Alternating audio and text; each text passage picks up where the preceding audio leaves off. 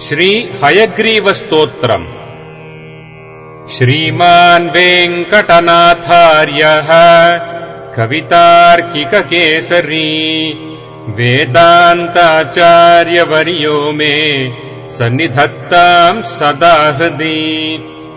ज्ञानानन्दमयम् देवम् निर्मलस्फटिकाकृतिम् आधारम् सर्वविद्यानाम् हयग्रीवमुपास्महे। ज्ञानानन्दमयम् देवम् निर्मलस्फटिकाकृतिम् आधारम् सर्वविद्यानाम् हयग्रीवमुपास्महे। स्वतः सिद्धम् शुद्धस्फटिकमणिभूभृत्प्रतिभटम् सुधासध्रीचीभिर्द्युतिभिरवदातत्रिभुवनम् अनन्तैस्त्रय्यन्तैरनुविहितहेषाहलहलम् हताशेषावद्यम् हयवदनमीडी महिमः। समाहारः साम्नाम् प्रतिपदमृचाम् धाम यजुषाम् लयः प्रत्यूहानाम् लहरिविततिर्बोधजलधेः कथादर्पक्षुभ्यत्कथककुलकोलाहलभवम् हरत्वन्तर्ध्वान्तम् हयवदनहेषाहलहलः। प्राचीसन्ध्या काचिदन्तर्निशायाः प्रज्ञादृष्टेरञ्जनश्रीरपूर्वा वक्त्री वेदान् भातु मे वाजिवक्त्रा वागीशाख्या वासुदेवस्य मूर्तिः। विशुद्धविज्ञानघनस्वरूपम् विज्ञानविश्राणनबद्धदीक्षम् दयानिधिम् देहभृताम् शरण्यम् देवम् हयग्रीवमहम् प्रपद्ये।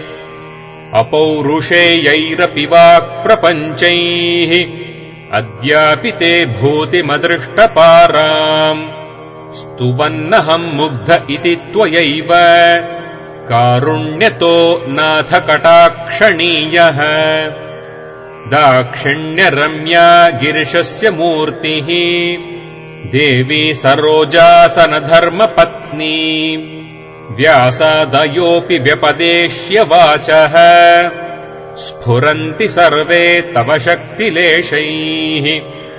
मन्दो भविष्यन्नियतम् विरिञ्चो वाचाम् निधे वञ्चितभागधेयः दैत्यापनीतान् दययैव भूयोऽपि अध्यापयिष्यो निगमान्न चेत्त्वम्। वितर्कडोलाम् व्यवधूय सत्त्वे बृहस्पतिम् वर्तयसे यतस्त्वम्। तेनैव देवत्रिदशेश्वराणाम् अस्पृष्टदोलायितमाधिराज्यम्। अग्नौ समिद्धार्च्य सप्ततन्तोः आतस्थिवान् मन्त्रमयम् शरीरम् अखण्डसारैर्हविषाम् प्रदानैः आप्यायनम् व्योमसदाम् विधत्से। यन्मूलमीदृक्प्रतिभाति तत्त्वम् या मूलमाम्नाय महाद्रुमाणाम् तत्त्वेन जानन्ति विशुद्धसत्त्वाः तामक्षरामक्षरमातृकाम् त्वाम्।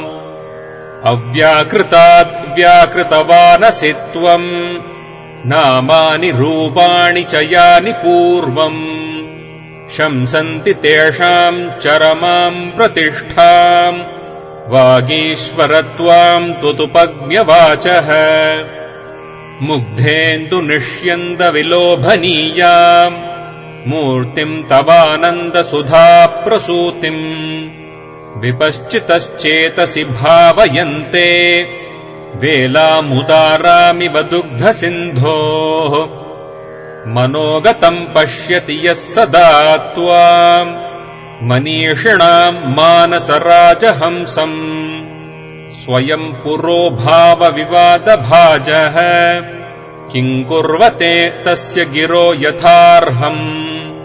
अपि क्षणार्धम् कलयन्ति ये त्वाम् आप्लावयन्तम् विशदैर्मयूखैः वाचाम् प्रवाहैरनिवारितैस्ते मन्दाकिनीम् मन्दयितुम् क्षमन्ते स्वामिन् भवद्ध्यानसुधाभिषेकात् वहन्ति धन्याः पुलकानुबन्धम् अलक्षिते क्वापि निरूढमूलम् अङ्गेष्विवानन्दथुम् अङ्कुरन्तम् स्वामिन् प्रतीचा हृदयेन धन्याः त्वध्यानचन्द्रोदयवर्धमानम् अमान्तमानन्दपयोधिमन्तः पयोभिरक्ष्णाम् परिवाहयन्ति स्वैरानुभावास्त्वदधीनभावाः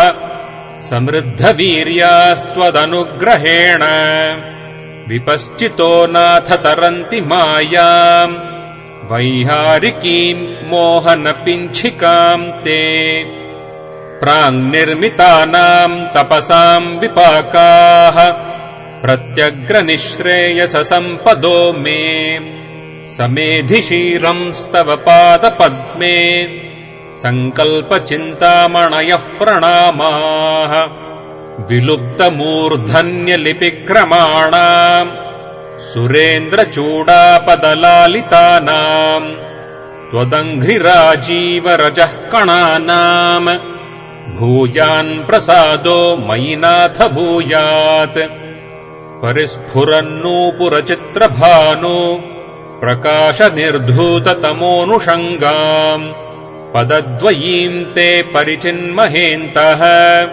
प्रबोधराजीवविभातसन्ध्याम् त्वत्किङ्कराळङ्करणोचितानाम् त्वयैव कल्पान्तरपालितानाम् मञ्जुप्रणादम् मणिनूपुरम् ते मञ्जूषिकाम् वेदगिराम् प्रतीमः सञ्चिन्तयामि प्रतिभादशास्थान् सन्धुक्षयन्तम् समयप्रदीपान् विज्ञानकल्पद्रुमपल्लवाभम् व्याख्यानमुद्रामधुरम् करम् ते चित्ते करोमि स्फुरिताक्षमालम् सव्येतरम् नाथकरम् त्वदीयम् ज्ञानामृतोदञ्चनलम् पटानाम् लीलाघटी यन्त्रमिवाश्रितानाम् प्रबोधसिन्धोररुणैः प्रकाशैः प्रवाळसङ्घातमिवोद्वहन्तम् विभावये देवसपुस्तकम् ते वामम् करम् दक्षिणमाश्रितानाम् तमांसि भित्त्वा विशदैर्मयूखैः सम्प्रीणयन्तम् विदुषश्च कोरान् निशामये त्वाम् नवपुण्डरीके शरद्घने चन्द्रमिव स्फुरन्तुम् दिशन्तु मे देव सदा त्वदीयाः दयातरङ्गाणुचराः कटाक्षाः श्रोत्रेषु पुंसाममृतम् क्षरन्तीम् सरस्वतीम् संश्रितकामधेनुम् विशेषवित्पारिषदेषु नाथ विदग्धगोष्ठीसमराङ्गणेषु जिगीषतो मे कवितार्किकेन्द्रान् जिह्वाग्रसिंहासनमभ्युपेयाः त्वाम् चिन्तयन् त्वन्मयताम् प्रपन्नः त्वामुद्घृणन्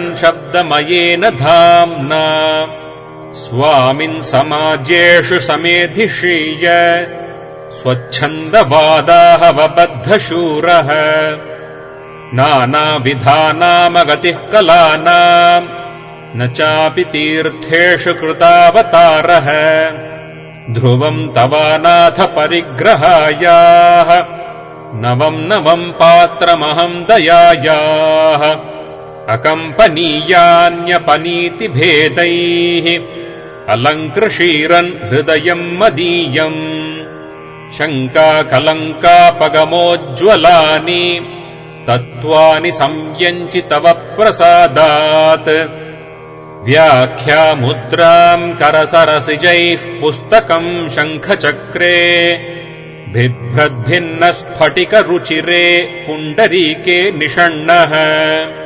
अम्लानश्रीरमृतविशदैरंशुभिः प्लावयन् माम् आविर्भूयादनघमहिमा मानसे वागधीशः व्याख्यामुद्राम् करसरसिजैः पुस्तकम् शङ्खचक्रे बिभ्रद्भिन्नस्फटिकरुचिरे पुण्डरीके निषण्णः अम्लानश्रीरमृतविशदैरंशुभिः प्लावयन् माम् आविर्भूयादनघमहिमा मानसे वागधीशः वागर्थसिद्धिहेतोः